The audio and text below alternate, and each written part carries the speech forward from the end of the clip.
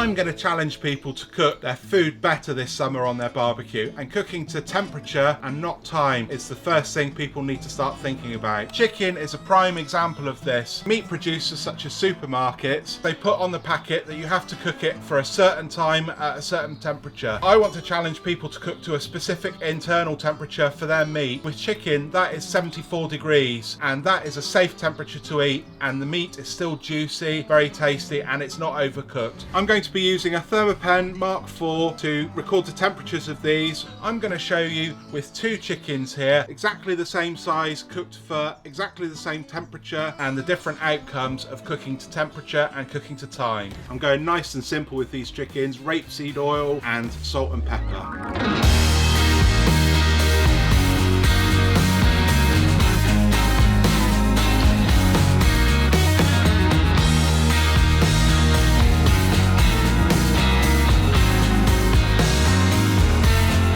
So it's been 40 minutes. This first chicken here that I've cooked to temperature has just hit 74. So I'm going to take this one off now and pop it on there.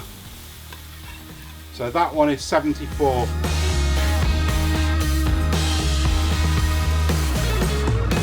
This one still has another 30 minutes to go according to the cooking instructions on the packet. So I'm going to see what this one comes off at 1 hour 20. But let's shut the lid and carry that one cooking.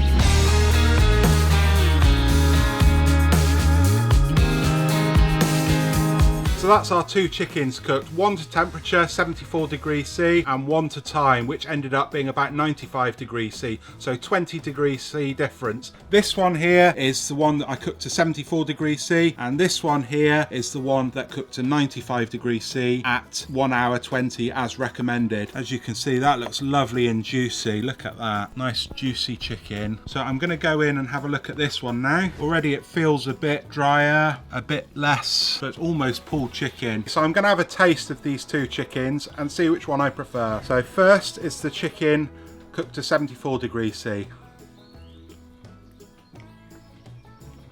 That's lovely and juicy, tender, really good. Nice little bit of smoke on it, lovely bit of chicken that is. Let's have a taste of the chicken that was cooked to time. As you can see, it's a lot more falling apart there. It's still very good.